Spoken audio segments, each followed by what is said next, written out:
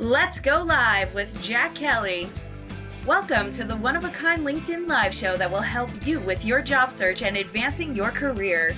We will bring in educated career experts who will share their insights and give you inside tips on how to be successful in your job search. Now let's get into today's show with your host, Jack Kelly.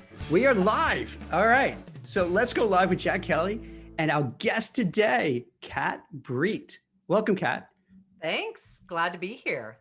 Hey, Kat. So I know you're a career expert, but I thought maybe you could talk a little bit about who you are, what you do, the type of work you do, so that we could really help a lot of people today.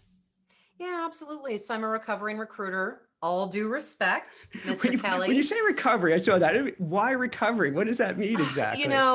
It cracks me up to say it, and it's a nod to how difficult recruiting was for me. I was so afraid of rejection.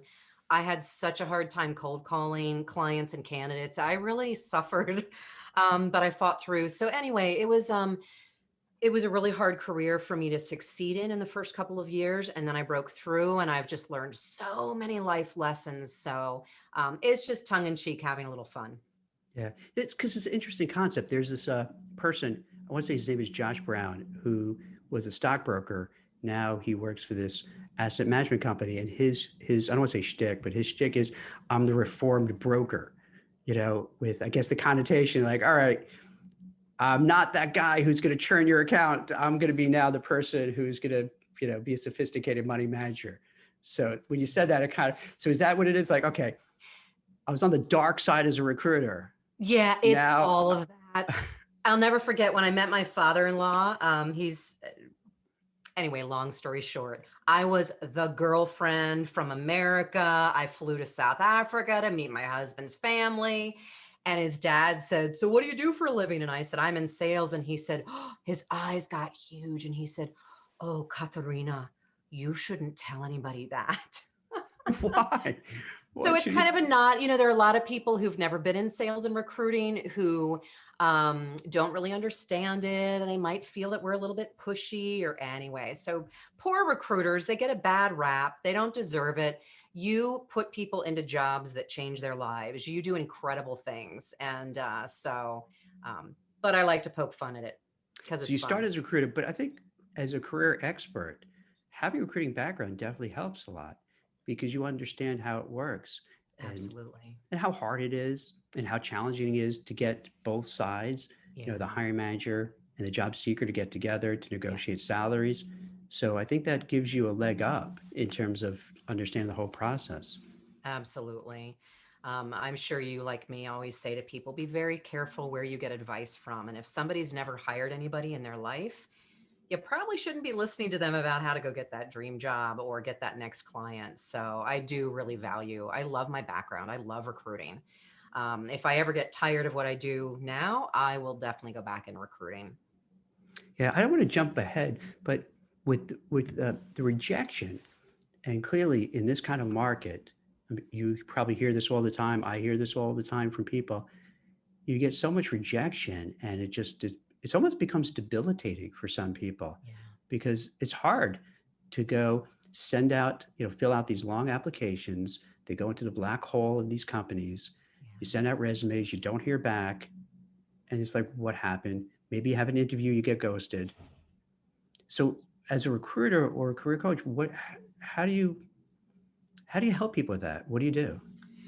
Well, first I like to, one of the first things I'd like to do with people is to talk about the elephant in the room. So I've got a series, top 10 confessions from the hiring side of the desk, and really identify not just the stuff that's out of their control, like the resume black hole, 12% chance of success when you apply online.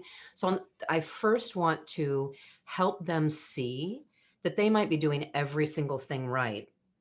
And they're still up against some pretty tough odds, especially if they're applying online. So to give them permission to let themselves off the hook a little bit, you're not crazy, you're not no good, you're up against a tough thing, especially applying online. But the second thing is to then start doing some inside work and talk about the biggest barriers to success. So I lift up 4 biggest barriers to success, to job search success. And we also have a coaching program for consultants, and it's kind of the same thing. You got to hunt for clients, you got to hunt for your next job. The four biggest barriers are all self-imposed: lack of focus, lack of action, fear, and isolation. And that rejection falls into that fear category. So I really try to help people open up and see, what are you afraid of? What are you really afraid of? So what is it about rejection that you're really afraid of? Is it that they say no, or is that icky feeling in your stomach that maybe you weren't good enough? So trying to get them to identify, what are you really afraid of? And is it really that bad? So then we work on the solution piece. All right. So if the worst thing that could happen is that somebody turns you down for a job, all right, that's going to happen. You're not going to want every job. It's not always going to be a fit. The average person has to go on 14 interviews. You probably know this, Jack. 14 interviews to get a job offer. That's horrible. But if you know it going in, then when you get the first rejection, you can say, there's the first one. All right, that one's done. Moving on. I'm getting closer to a yes.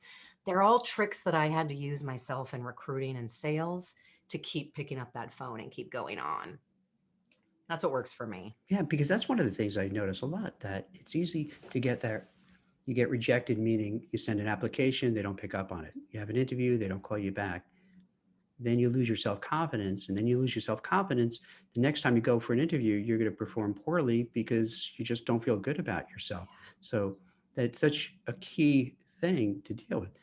And it's interesting. When I first started recruiting, you get rejected more times than success. If you go and try to get a job order, or you want to entice a candidate to move, I'd say probably you fail, or you get, rejected 8 out of 10, 9 out of 10 times. But then after a while, it's like, if you know that, and as you pointed out, in terms of managing expectations, that the way things are designed is a numbers game, and that you're going to fail way more than you succeed. But then if you keep trying, you're going to eventually hit those things that you're going to succeed at. So it's the same thing, whether a recruiter or a job seeker, it's like looking at it as a big numbers game. If you keep trying and trying and trying and trying, but to your point too, you can't just try. And this is what we could talk about too. You have to have a really thorough, smart approach. Eventually it'll click. Yes. You can't ignore those things. You definitely need to have a smart approach, because you can make 50 phone calls a day. And if what you're saying isn't connecting to people, then it's 50 wasted phone calls. So you unfortunately, career transition, it's a whole set of skills that nobody teaches you, and you have to learn them. And so, back to those four barriers to success, trying to figure it out on your own is a very painful, expensive, long haul. So go find people whose advice you can trust, people who have experience hiring, and can really give you the tricks that you need to take the shortest path. Yeah. And we jumped ahead a little bit, because when you brought about rejection, it's just, that's something that's so out there. I wanted to run with it a little bit. So you moved from a recruiter, and what made you decide to go into career coaching? Let's see, what was my journey? Recruiting. Well, I woke up in a toxic job. So I'd become a great recruiter. And of course, I was really good at landing myself a job. And I took a job that I thought I would love at a global company. I used to sell consultants to this company, and I wanted to be on the inside. And so I got myself that job. And then I woke up miserable. It's like the cobbler's kids have no shoes. Yeah. I know how to help other people find the dream job, ask the tough questions. And I went for gold because I wanted to get inside that client. And I did, landed myself a job, woke up 4 weeks later, so miserable that my husband looked at me and said, "I don't know who you are, but I want my wife back. You better Why? quit." What happened? Why was it so bad? Because I'd been in the consulting industry for Like about what? Like 6 management consulting? Is that What's that? like management consulting? What kind Yeah, of? management Okay. and staffing. So it was Okay. IT, and then I did marketing Okay. consulting. And so I'd been selling to these companies, selling consulting services. Um, and I had a desk and a phone, and it was up to me to create my own reality and succeed. And I was able to innovate and do all of these things. And I took a job as a recruiter inside a huge company, and they wanted me to show up, sit at my desk, and do what they wanted me to do. So they wanted me to be a robot, and I was actually getting in trouble because they only wanted me to do a 10-minute phone screen. And So then oh my gosh, so they have it like down to the minute of what, oh, it was the model was built for high volume uh, staffing, but they hired me to recruit and hire $300,000 salespeople. right. And you know as well as I do that salespeople really know how to pour it on thick and interview Yeah. effectively. I'd been in the business long enough that I knew how to smell a rat. And so I was digging in because I wasn't just interested in getting somebody hired. I wanted to make sure they were going to be there 3 years from now and be successful. And I was getting in trouble. Because you're not sticking to the script. Stick to the script, Kat. Yeah. And I said, but the You guy's rebel. going to quit. And they said, that's not your job. So anyway, I landed in a bad job, which it got me thinking, okay, what is a good job for me? What makes me happy? I do not want to march to somebody else's drum any longer. I really need to start my own company. And I didn't do it right then. I went and took another job back out in consulting with a company that I still love and built that plan to go out on my own. And how did I get into coaching? I started out as a search firm because that's what I knew. That's what I was good at. And I was chugging along. And then I started getting more and more people coming to me for career coaching. And I'd say, I'm not a career coach. And they said, but can you just, and Interesting, yeah. an hour later, I realized I'm pretty darn good at helping people identify where's their fire, what's going to make them happy, how to get more money, freedom, and fun. I wrote a book. I started building online courses and decided that was a lot more fun. So instead of selling people, now I get to teach them how to sell themselves. That's awesome. And it makes a lot of sense. You can see that progression, how that, you develop the skill stack, from the recruiting, the sales, being in-house, and then saying, okay, now I'm going to launch my own thing and be my own boss, run my own show. And how do you like that? I love it. I wouldn't trade it for Yeah. anything. It's been hair raising at moments. Great recession, anyone? Yeah. COVID. So it's hard. It is not for everyone, but I absolutely love it. I love what I do. I jump out of bed every day. And I often wish I had 20 more hours in the week so I could do more work because I love it. So Well, it's that's been great. great. And do you focus on any specific type of person? You know, Executive, mid-level? Probably mid-career. Mm-hmm. In the beginning, I focused strictly on IT and marketing because that is the world that I grew up in. But then when I started launching online courses and speaking, I started attracting everybody from $1 million executives to police officers. So then I went really broad during the Great Recession, and now I've dialed it back in. And so mid-career, so people from 35 and up. 35 to 55 is really that sweet spot. They're high achievers. They're doing well. They know where the bathroom is. They understand time management. They want to get to that next level, but they aren't quite sure how. So that's my favorite group. So it may not necessarily be people in between roles. It could be people who they're mid-management and they're of a certain age and they're like, hey, I got to do something because time is, ticking. How do I get to that next rung up the ladder? And you'd help them achieve that. Is that? Yeah, a lot of my most popular talks are around what's next, figuring out what you want and then charting the path to get you there and helping people make those really hard, important decisions. Should you stay and climb that ladder in the company you're in? Should you go? And if you should go, should it be another company? Should it be starting your own business? So I'm just a big believer. I took 2 years to start my own business because it's a major financial, career, emotional decision, and it's a family affair. So I love helping people with that, figuring out what do you want and what's the smartest path to get you there. So what would you say in today's time, and this might not be a fair question because it's just so crazy the time we're living in for folks who are working, they're fortunate, they have a job, but I think most people have a job is still a little afraid, like, can I lose it tomorrow? And even if they're not afraid, but they're like, all right, what do I do? I don't want to get complacent because as we see with this COVID pandemic, things change violently, swiftly, and you have to be prepared. So it's not fair because it's hard to give advice, just general, but what would you say to people who are, all right, I either worried about losing my job or I want to advance to help them start thinking of how to start planning to make that next move? Yeah. And I actually think it's a very fair question Yeah. because I've been in the industry for 23 years and this isn't my first economic challenge. Yeah. I mean, it's my first pandemic. I mean, This is different though, right? Like this pandemic is different than 2008, I think 2009, different than like after 9/11. I think this is just. it is, it's different, it's crazy, it's unprecedented, and yet the fundamental advice I've been giving people for 22 years really is Same, the same. really. It's, first of all, you got to get your head out of the sand. You need to recognize that gone are the days of the 30-year career. They just are. The average American is changing jobs every 4.6 years.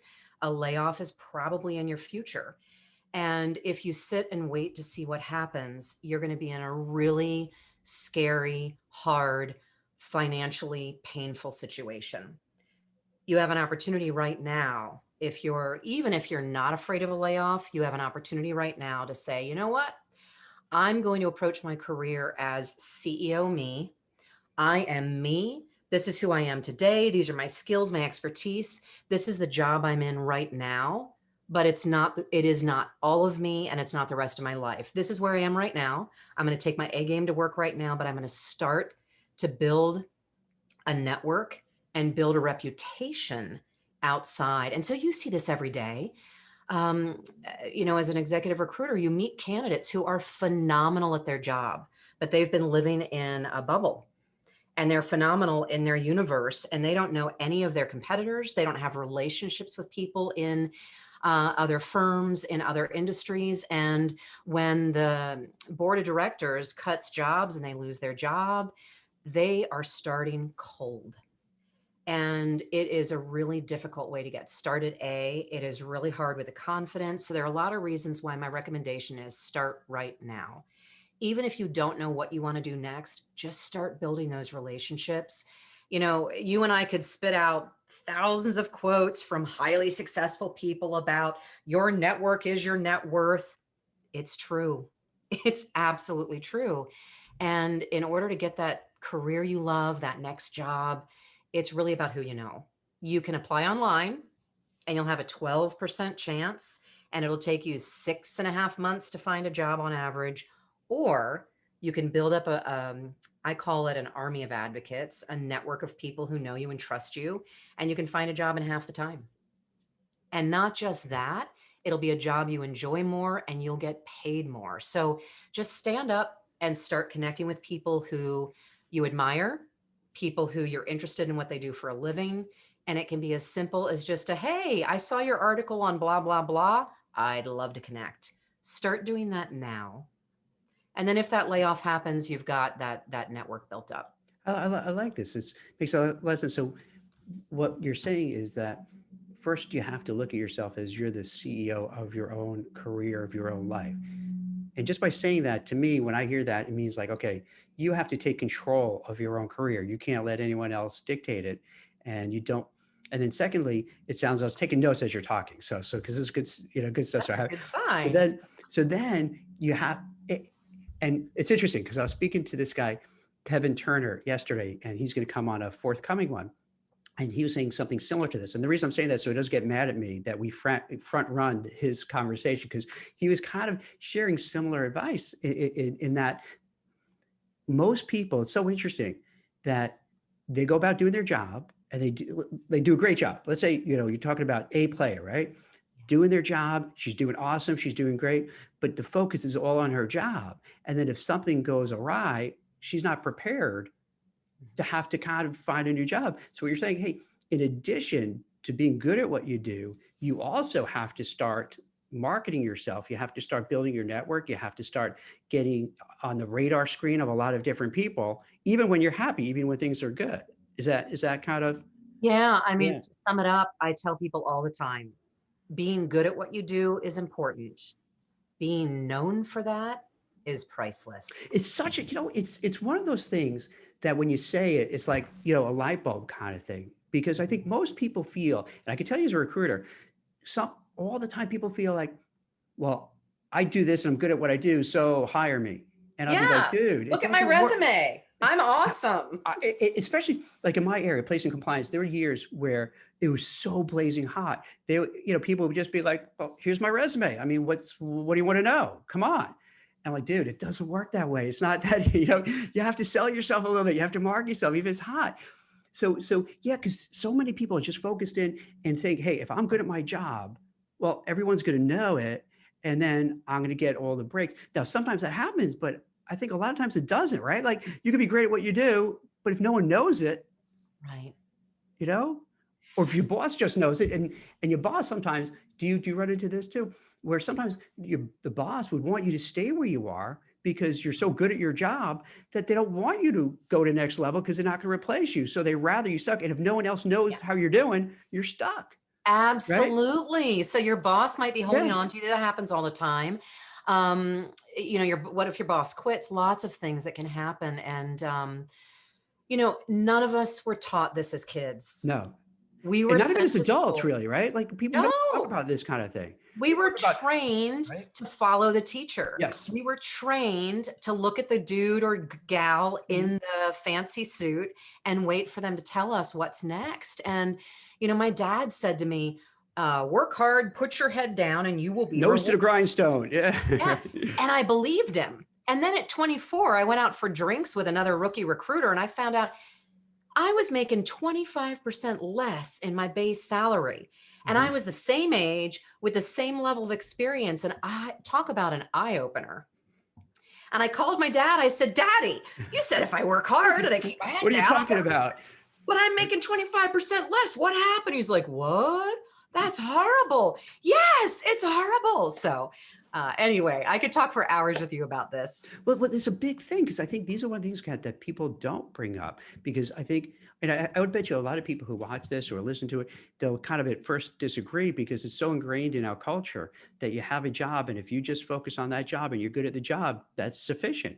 Whereas I've seen it firsthand. It sounds like, you've seen it too, where there are these people who spend, I don't know percentages, let's just say for argument's sake, 30% of their time, 40% of their time kind of marketing themselves, schmoozing, you know, as you pointed out, connecting with the right people that you want to connect with to build mutual, benefiting relationships, people who are maybe way above you and you want to kind of, maybe you could be a little bit of a protege to them. And those are the ones I see go up the ladder. They might not be the best at what they do. They actually might be average, but because they know how to play the game, their career, and I see it because I've been doing this 25 years. So you see their career, you see some of their careers go zoop, right off the charts. And then you see others just either plod along or just a little bit, a little bit, a little bit. You know what I mean? Well, and as a recruiter, every single day you're in there saying to your client, listen, I know he's not a showboat, Mm-hmm. but this is your best candidate. Yeah. Trust me. And you can convince your clients that have been working with you for years to do that. But a lot of times, if you can't get your candidates to sell themselves a little bit, I mean, it's tough. So it is a skill that you have got to learn. And I didn't learn it overnight. What did I do to figure out how to sell myself? First of all, you probably have a lot of viewers who are already kind of bracing themselves because we all know that sleazy sales dude that climbed the ladder and he was Yeah. constantly bragging about himself, Yeah. some women too. And so you might be very concerned about coming across as that aggressive, cocky, arrogant person. And my tip to you is if you're worried about that, you're never going to become an arrogant, over the top person. They don't care what other people think of them. If you're concerned about it, I have a 98% chance that you are erring on the side of not selling yourself at all. So you've got to get Right. out of that Because you're comfort thinking zone. about it already. So Yeah. Yeah. now, how would you do that? How would you suggest for somebody to start that? So, the person is mid-management-ish kind of level, relatively safe where they are without blowing up their spot. What are just some practical things they could do to get noticed and start building out their brand, building up their network? Yeah. So, the easiest thing to do is I call it finding your fire, Hmm. figure out what is that thing you're passionate about. So when I was a director of recruiting for a global consulting firm, yeah, I liked hitting my numbers and I loved making six figures, those big fat bonus checks. I really liked those things. But the thing that really lit my fire was watching a rookie recruiter step into their own skin and start to knock it out of the park. Also, building relationships. Traditionally recruiters are dog eat dog. They aren't teammates. And so building that team, getting recruiters and salespeople to work to, so the people side of it. So once I figured out what was that thing that I loved to do, I started realizing I'm actually pretty good at that. I love it and I'm really good about it. Mhm. So be intentional about figuring out what's that sweet spot that you're good at and you love to do. And then start looking for other people who are either also good at that, and start building relationships with peers and or people who aren't good at it and could use some help. And so initially, if you're brand new to this, start looking internally inside your organization. So I was 26 years old, director of recruiting. I really didn't have a big idea about what I was doing, but I started talking to recruiters in the rest of the company. And there was one in Australia who said, "How did you build the number one team in the company? I want to do that." And I said, "Oh, hey, well, I'd love to help you." So offering to help other people. And then the reputation happened. And all of a sudden I was speaking globally. So look in your own backyard for opportunities to share your skills and your gifts and your talents. And then start sharing that on a broader. And you're going to have to get a little uncomfortable to post a recent success on LinkedIn. I've been on LinkedIn 15 years. I know you're out there too, Jack. It is the most important tool for professionals today. You got to be out there and you have to be out there and active, and just start adding project successes, start connecting with others in that space you love, um, building that network, and talk to the boss. it, don't wait for your annual review. Sit down maybe quarterly, schedule a coffee date, take your boss to lunch when the shutdowns are over, Mhm. and check in with your immediate supervisor and say, "Hey, I just want to do a little pulse check. Here's what I've been up to. Here's what I've accomplished this year. Here's what I'm thinking about for next year. How do you think I'm doing?" And get that. You got to ask for it to get that feedback. I think quarterly is a great idea. And then you're building that briefcase full of success stories and things, and learning about opportunities for improvement. And then again, you can take those successes out, update that LinkedIn profile with some metrics, and keep on going. So it sounds like you have to be really strategic about it and have kind of a plan to execute all the things you're saying. But you have to have a little courage too, because like to say to your boss, "Hey, let's sit down and talk." It takes a lot to knock on their door. Well, now it's not a Zoom call, I guess, or send an email or text, and just to have that, because everyone's going to be afraid. What are they going to say? Maybe they might say you're not doing well, and you got to deal with rejection again. But you have to do it. It sounds like, right? You just You have to do, kind of get you the plan. You do. got to do it no matter what. And mindset, there's Mhm. the good news is there's a lot of research out there about how to get a success mindset, how to shift your brain literally Mhm. chemically out of fear into courage and positivity. So many resources out there, amazing TED Talks. Mindset is really important. Also, just start really low key. If you have never or arranged a meeting with your boss, start out, think about one opportunity, get an idea for your business. So look out at the landscape. There are fires burning everywhere.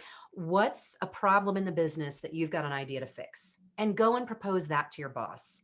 So if it's too intimidating to say, "How am I doing?" then say, "Hey, I have an idea I'd love to talk to you about how to increase revenues or reduce spend or whatever it is," and propose a little mini project unsolicited. That is a phenomenal way for you to A, stand out, and B, be the last man standing when the next round of layoffs come. That's really smart because you're taking action. And even if, let's say, your manager says, "Well, thanks, but we have it covered," just sometimes by asking or bringing it up gives you that halo effect of, "Wow, that was really nice that Kat brought it up and wanted to help." So Yeah. even if the person didn't take you up on it, it plants the seed that you're kind of a go-getter. You're looking out, and it's not even under your domain, but you want to help. So it says a Yeah. lot. Yeah. And who doesn't want to work with people who are in it together, who are trying to find ways to make things easier and better for everybody? And so, a lot of times people push back on me with this and they say, "But I think I'm about to get laid off. Why would I lean into my work?" Well, and I actually have a course called Laid Off Now What, and it helps people prep for the layoff and then take 7 steps to land faster and easier. And one of my tips is if your business is struggling, if you lost 40% of your revenue because of COVID, whatever, if your business is struggling, that's an opportunity for you to stand up and lean in. Now, I don't want you to work 80 hours a week because I also think you should start networking and looking in case you get laid off. But look for one little thing that you can do to help the business survive and thrive. Could be a very small project. And here's a tip. If it looks like an easy fix to you, it's probably not an easy fix to anybody else. That's probably your natural gifts and talents and Right. skills showing up, but you'll look like a rock star to everybody else. So just offer to help, do something that's above your pay grade or out of your job description. And that's going to serve you well, even if you get laid off 6 weeks from now, for a couple of reasons. Your confidence will be up here. You'll have a story to tell, and your boss and your coworkers are going to remember how you showed up when times were tough, and they will become those referral partners to your next job or 10 years down the line. I have people that I haven't worked with for 15 years who would be willing to introduce me to their CEO now because of things like that. That's great. It makes so many, when you walk it through, it makes so much sense. And these are things people can do.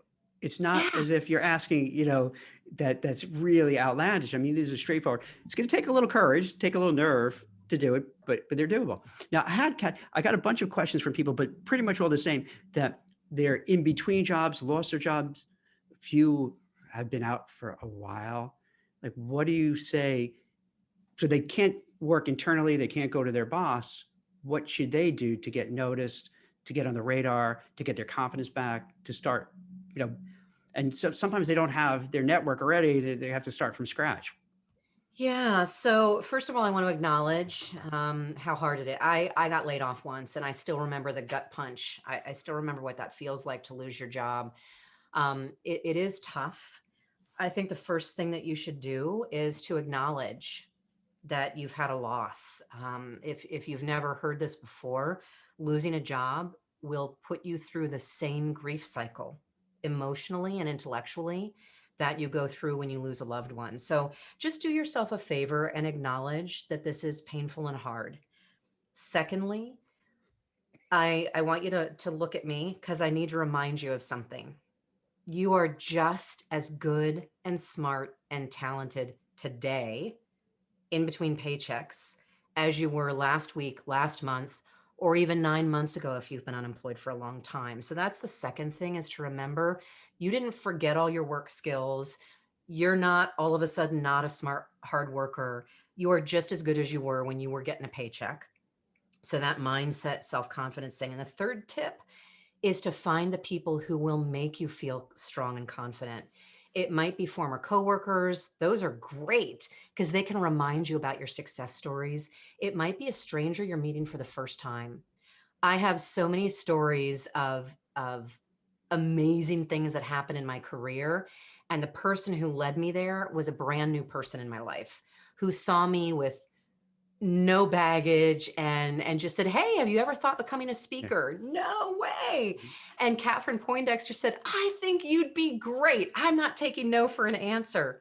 And she pushed and she pushed, and all of a sudden I'm speaking on stages all over the world. So number one, acknowledge the loss. Number two, boost your confidence, with peers and things. And then number three, um, you know, look for the people that fill you up and stop spending time with the people who suck you dry. One of the most dangerous things for unemployed people is getting into groups with other unemployed people because it's slippery slope and it can all of a sudden turn into a negative, scary Yeah. whine session.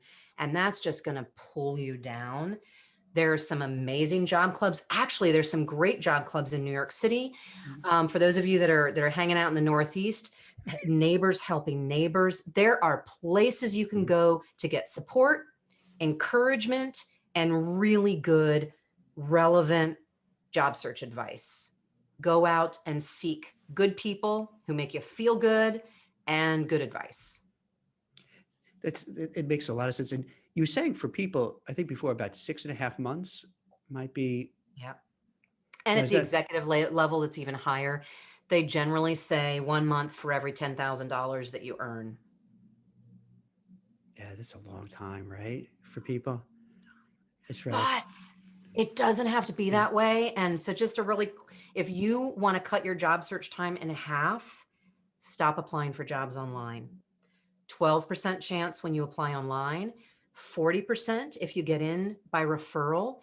And listen to this, if you get referred to a decision maker, the hiring manager directly, you have a 92% chance of getting that job.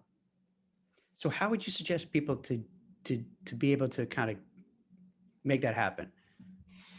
You just have to start in your own backyard. So networking, I mean, that can be such an intimidating, scary thing to do if you've never done it. Again, if you've been really hard worker, heads down, and all of a sudden you need a job for the Okay. first time, it can be really scary.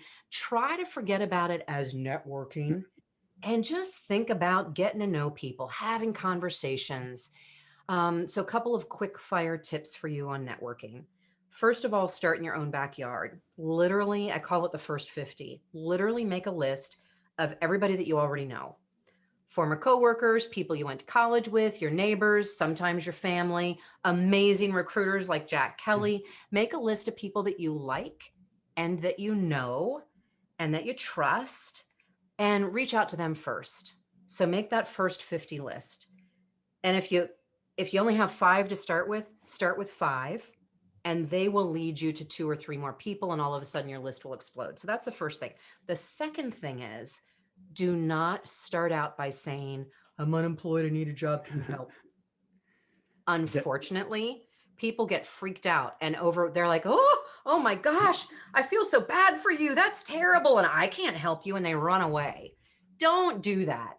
Instead, say, oh my gosh, Joni, you have twins? I saw you on Facebook. When did you even get married? I can't believe I haven't talked to you in 10 years. How are you doing?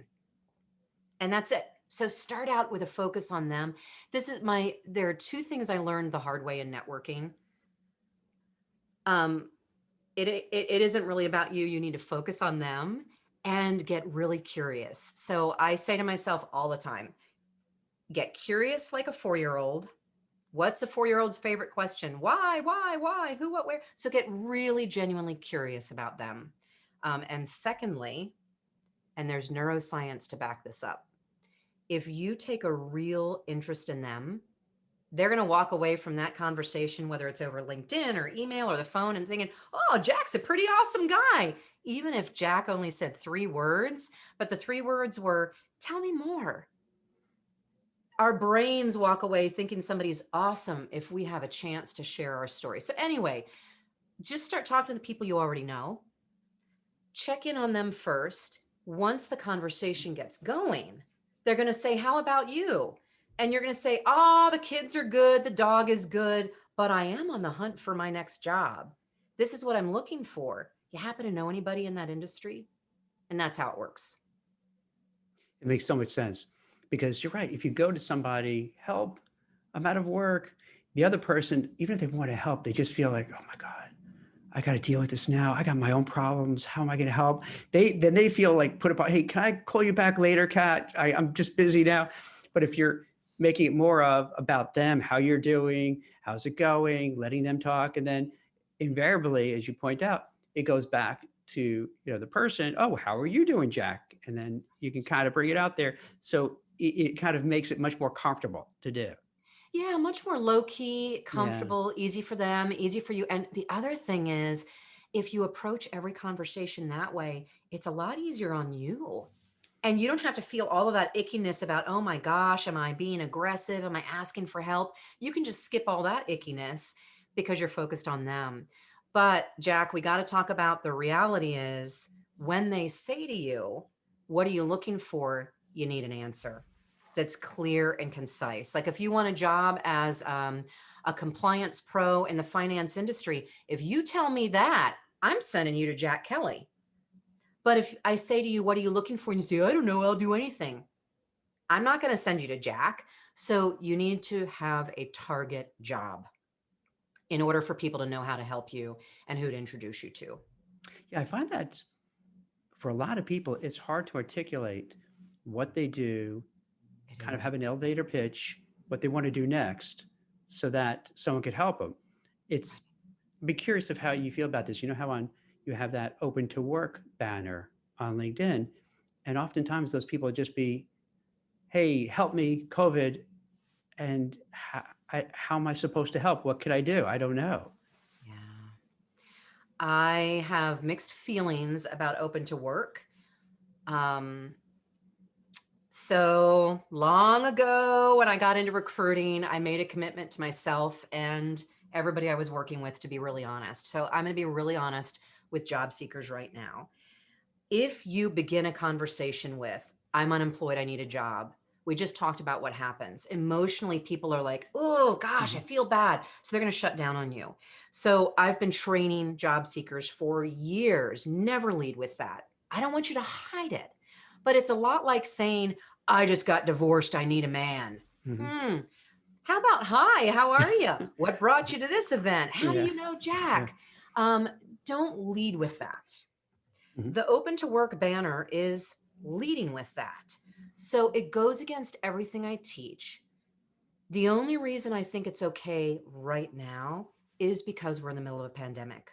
And I think that open to work banner would have been okay during the Great Recession because we were in such turbulent times and unemployment was high. So I think right now you can take advantage of a lot of graciousness, especially if you're a consultant. My goodness, you definitely want to let people know you're available. So I think it's okay right now. But 6 months into 2021, I'm going to probably start advising people to take that off their public profile, but keep it. They're actually job seeker settings in LinkedIn. In my laid off now what guide, I literally walk through what to do on LinkedIn. You can make that open to work thing open to recruiters and not your public profile. So right now it's a toss up. It can be to your advantage depending on what you're looking for, but I'm skittish about it. What do you think, Jack? So if somebody would put on there, "Hey, I lost my job doing X, Y, and Z. Here's what I'm looking to do next. Here's the companies I'd like to work for. Here's kind of the compensation that I'm looking for."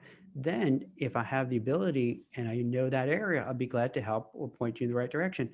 But if it's just, "Hey, I'm out of work," it's kind of actually frustrating because then, all right, now I got to do all the work and try to figure out who you are, what you want to do. And then I'm gonna have to feel guilty if I can't figure it out, I can't help. So now not only do I really maybe not want to help this person, but I feel like, wow, you put me in a really awkward position. And then you feel badly, and Yeah. it's just a whole bunch of negative juju. Right. Yeah. It's hard. You have to, if you can't tell me what you're looking for in 10 seconds or less, please stop throwing your resume up against a wall and job hunting. Stop and do the heavy lifting to figure out what your next best job is. And I'll let you know if you set a target that you think makes sense, especially in this market when unemployment is high. You got to stand out as a candidate. And one of the easiest ways to do that is to be very specific. I'm picking on compliance because that's one of your Yep. Okay, specialties. absolutely. You Absolutely. know, um, if you want to stand out in the compliance world, you can't just say John Jones compliance. You have to say, John Jones compliance reduced lawsuits by 13% for my last company, something like that. Um, you got to put some sizzle in it and you got to be specific about what you want. And when you do, people are going to say, oh, first of all, they're going to get it. They're going to understand what you're looking for. And then that Rolodex is going to start to spin and they're going to start to introduce you to people. So you have to be specific. Um, and Jack, I think you're alluding to all of the LinkedIn requests that you're getting right now that are, hey, you're a recruiter, I need your help. It's you get a lot of that. Yes. You do. And you wouldn't be in recruiting after 20 some years Yeah. if you didn't care. Yes, you care. But you're crazy busy. You have so many messages per day. And when somebody comes in aggressive, they don't even say hello. And it's all about them. You're like, really? So that doesn't work. So rather say, hello, I see we're both connected to Cat Breet. I caught one of your live shows last week and I loved it. That's a good opener. It's about Jack. You did 3 minutes of homework on LinkedIn. You personalized your message. I'd love to connect. He's much more likely to respond. Now, salespeople and Mhm. recruiters do like to get down to business. So it would be good. Jack, tell me if I'm wrong. Do you like it when somebody says, hey, love your show. Great interview with so-and-so. We're both connected to Kat. I'm on the hunt for, and then tell you specifically, do you hire people like this? Are you okay with an initial message like that as a recruiter? See, I'm a sucker when they kind of did some homework and know about it, and then they give you a compliment because I'm very vain. Yeah. So if I get all those, that I'm apt to help. Like, oh Yeah. wow, they say they like the show, even if they didn't, they at least made an attempt to. So either way, I'm like, I give them kudos that all right, even if you didn't like it, and you say you like it, all right, that's cool. You're smart enough to know Yeah. that you want to get my attention, get on my radar, and yeah, I'm much more apt to even if I can't help that person, to maybe try to point them in the right direction, Yeah. without a doubt. Absolutely, you're absolutely right.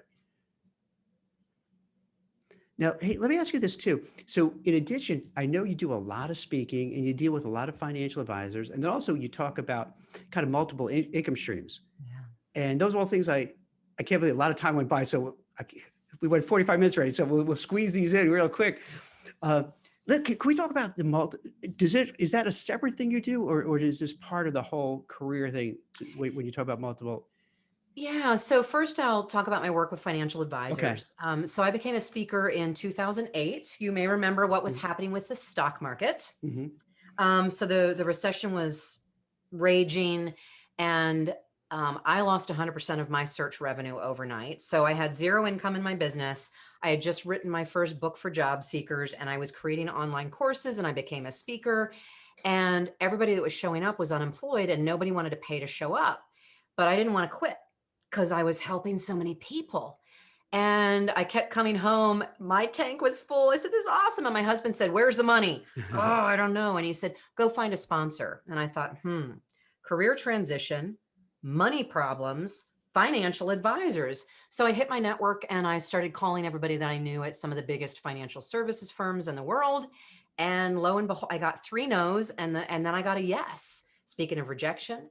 And one company said, you're absolutely right. People who are changing jobs, starting their own companies, they've got money concerns, 401k, life insurance, disability, paychecks. I think we like what you're doing. We'll support 3 events. That was 12 years and 361 events ago. Wow. So they pay me to speak. I get to play in my sandbox and help people get more money, freedom, and fun. Sometimes it's teaching networking. Sometimes it's teaching small business startup. Sometimes I'm teaching multiple income streams like I did this morning on my live show. And other times, lots of things. Anyway, they pay me to speak. I get to do what I love. People show up, they get great advice, they get free tools. And then on the back end, if they have financial questions, guess who picks up new clients? So that's that what I've been doing with financial services firms. And I'm delivering a 545% ROI for them. So that's been fun. That's been really fun. Your second part of your question was multiple income streams. Well, can I go back to it? But that's really a brilliant strategy, because if I was a financial advisor and let's say there's a mid to senior level executive who's in between jobs, they're going to be worried about their retirement plans, their 401k plans. Maybe they have to rebalance their portfolio. Maybe they're in a lot of risky stocks and they want to go to something that's more income driven, what have you. So that's kind of a natural way. And then the job seeker needs the help because all right, I don't know if it's going to take me 6.5 months or longer. I don't want to blow through all my savings. Maybe what should I do? Right. So it's a win-win for everybody involved. And job seekers, especially people who get laid off, make so many bad financial mistakes. It is devastating. Cashing out their 401k when they don't have to. So it's a brilliant marriage. And what's fun is that while all the other financial advisors are chasing baby, divorce, marriage, estate planning, fishing in, is there a lake in your backyard? Not really. All right. Well, we're not far off the Jersey Shore. So all we right. have an ocean. So they're all fishing in Lake Superior. Yeah. And I'm inviting them into the Atlantic Ocean where there's very little competition, very few financial advisors talk about career transition and money. So anyway, it's just been really fun. It's been a beautiful marriage. We've helped, I think that program alone has helped over 80,000 people in the last 12 years. That's amazing. Yeah. That's really amazing. Good for you. That's fantastic. Fun. So if you're a financial advisor, I'd love to talk.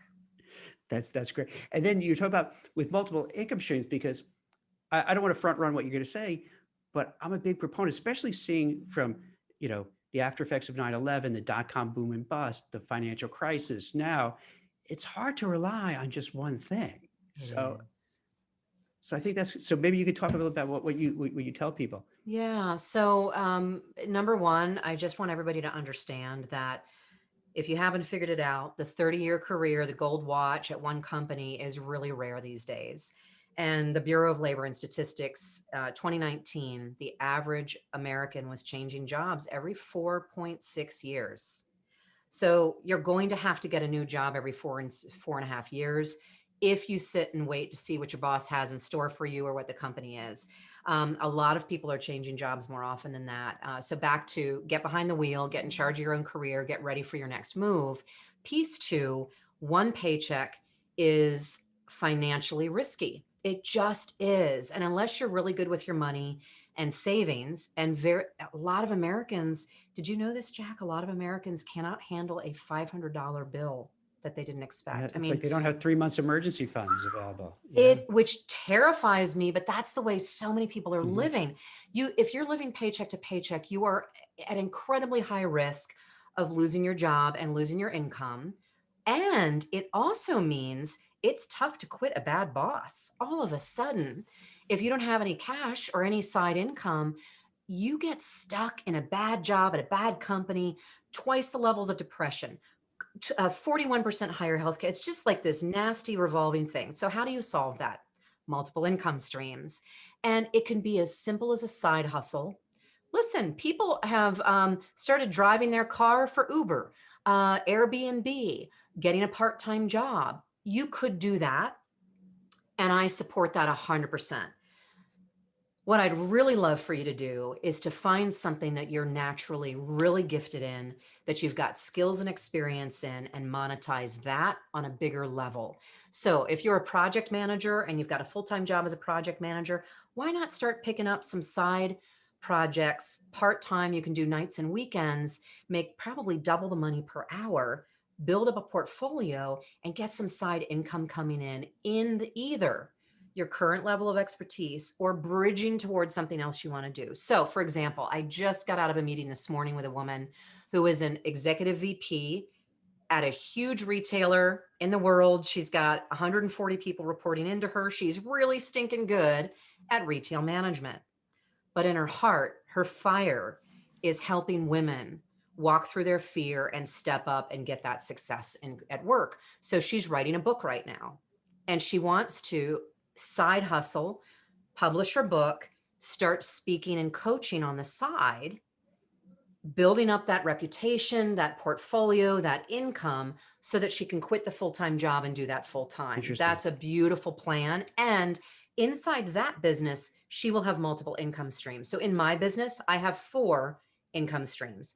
I am a speaker, I am a consultant, I sell online courses, and I do group coaching programs. So I have 4 lines of income.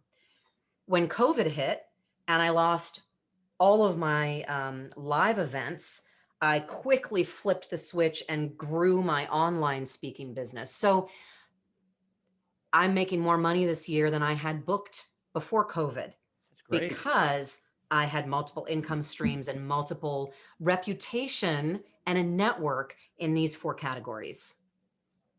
That's great. See, that's why I wanted you to talk about it, because I'm with you on this.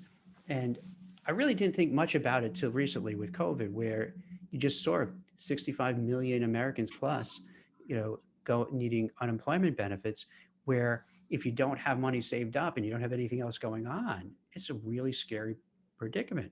So if you have a few other things in the works, is it going to, at first, will it take the place of your salary? Probably not, but will it help a little bit? Sure.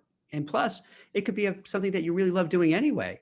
So like you pointed out, if it's something that you enjoy and it's kind of hobbyish and you can monetize a little bit, well, then you're doing something you like and you're making some money and it takes some of the stress off. And then I like what you said too, is that if you have no other alternative and you're stuck in a really bad job, you feel even more stuck because you don't have the financial Right. wherewithal to do something else. So, Right. whether it runs the gamut, depends on your situation. It could be if you have the funds to, invest in the market, in real estate. If you don't, maybe, in the gig economy kind of thing. So this way you have a bunch of different things working in your favor, just in case, And it anything is happens. And it is Yeah. so much Yeah. easier today than it was even 10 years ago. There are 34 online marketplaces that I recommend to go find a gig, go find a project. I've got a marketing consultant I'm working with who's in Bangkok, Thailand. He's traveling the world and he's working on Fiverr and Upworks, picking up projects. So you could do so many things on the side. You work with executives a lot in your business. And so I just want to speak to the executives out there. A lot of them that I deal with say, oh, I don't know. I don't want to dilute my reputation and my brand by doing a side hustle. Well, first of all, don't call it a side hustle. Second of all, what do you mean? The people that you meet are going to really be fascinated and intrigued by what you're doing over here. It's not going to dilute your value over here. And when you're dealing with an executive recruiter like Jack, if you lost your job because of COVID, and you're doing whatever you got to do to feed your family, even if that's bagging groceries, just to get some cash in while you look for that next great job. Jack, what do you think of people who are doing that? I applaud them. And I see that a lot, Kat. Like I'll see a lot of people who do this. They'll do the consulting thing on the side. If the companies, sometimes within the Wall Street, you have to get approval for it. So if you get approval for it, then they'll do kind of like hang a shingle out. Yeah. And let's say there are a lot of attorneys in compliance. Maybe they do some legal work on the side and so on. So it shows that they're motivated, they're hustling a little bit, Yeah. they're doing something, and a lot of times they're doing what they love to do anyway, but they're just getting paid for it. So I think that's a big benefit. Wow, it's almost an hour already. So we went through a lot real quick. Is there anything I didn't ask you or that you wanted to talk about that maybe I didn't bring up? No, not at all. We spend a lot of time talking about job search, and this is a really difficult market. So I would love to give your guests a free download. And I should have sent it to you ahead of time. I've got a networking scripts, literally what to say when you're reaching out to a recruiter or a hiring manager or a former coworker. I'd love to give that to your guests as a gift. Can I send that off to you and you can put it in the description? Absolutely, that'd be great. We could put it, because what we do, Kat, after this, Nicole, who you met before the show, would help like edit everything and spruce it up and Great. when I'm babbling, she'd cut it out and be nice, or maybe she won't leave it in to make me feel miserable. And then we can put on your book too, because you have, in fact, what you want to mention the book that you have that you were talking about? Actually, I've got online courses. Okay. So I took my book and put it online because Okay. I can continue to push fresh content. So we've got a Great. course for laid off now what? We have a course for job seekers called Get Hired Faster.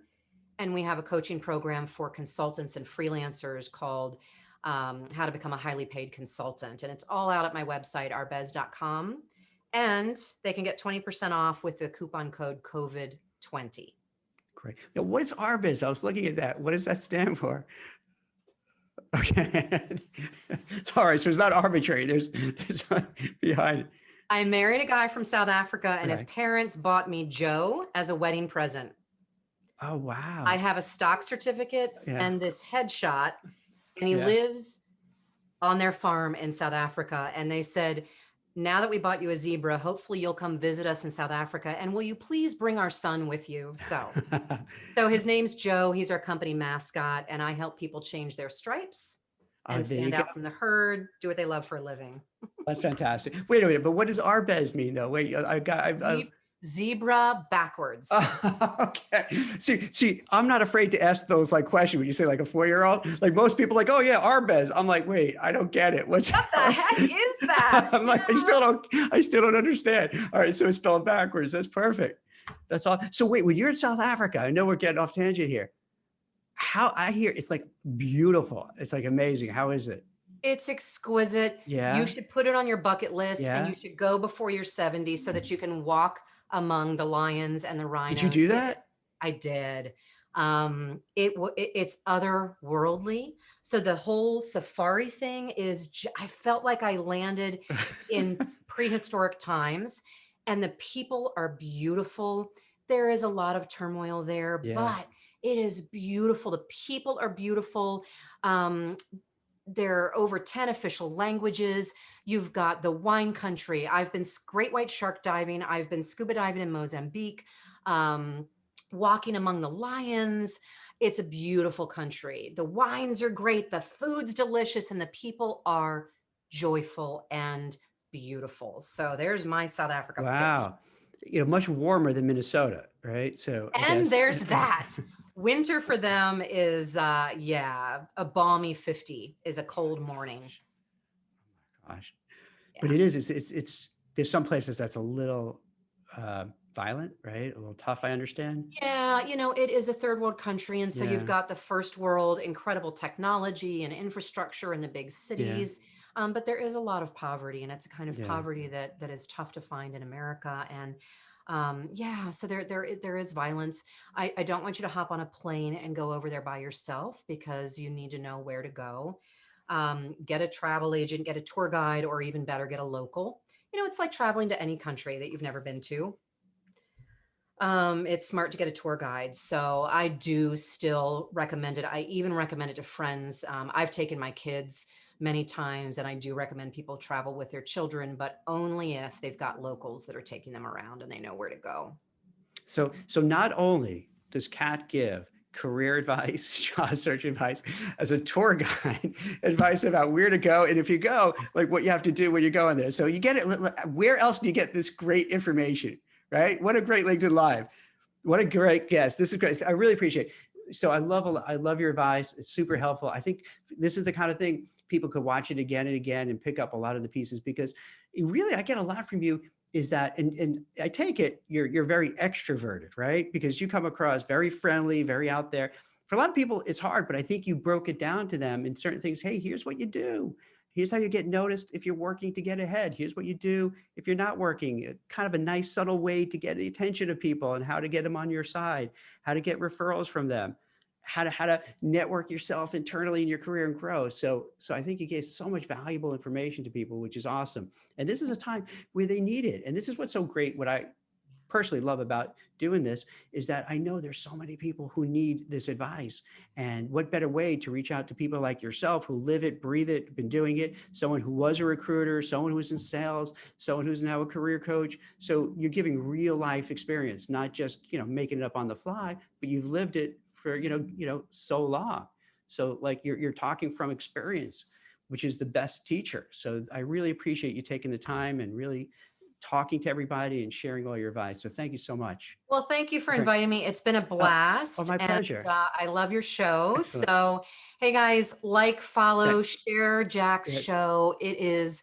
He brings on fabulous guests. It's the kind of information that your mama and your papa didn't give you, and you need it. So tune in. Thank you all. Happy holidays. I really appreciate you having me on today. My pleasure, Kat. Take care. Happy And holidays.